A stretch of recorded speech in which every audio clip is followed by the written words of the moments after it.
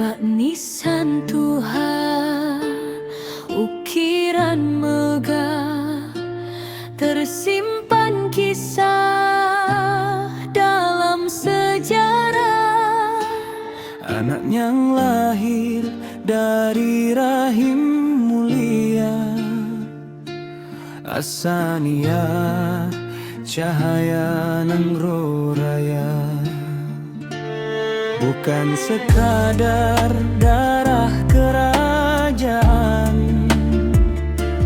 tapi akhlak, iman, dan pengorbanan. Dalam diam hatinya teguh, jadi lambang moga aje utuh. Pemuda ibundanya namanya, walau hana tahta di tangannya, tapi jasa jihan petiman, Tunan Rojih rela berjuang.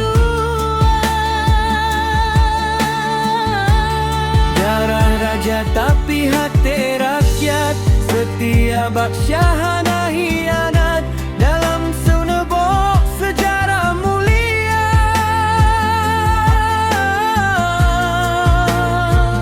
Tuna Magahinu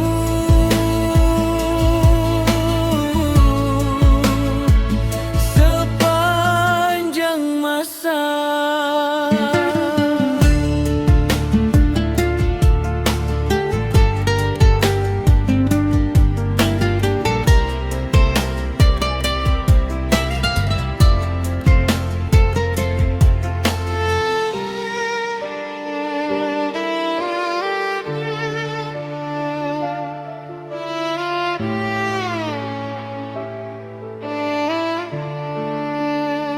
Tuanku Ibrahim namanya Ndile, harapan raja cahaya negir. Dipilih bukan karena suloeh, tapi karena mulia darah ngon budi. Wate takdir han petata, ku terima tanpa rasa kecewa.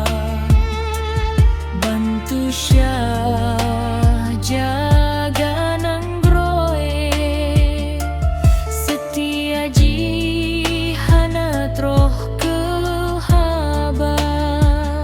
Asania ibunda mulia, sumber kehormatan dalam dunia. Dari jilahir jiwa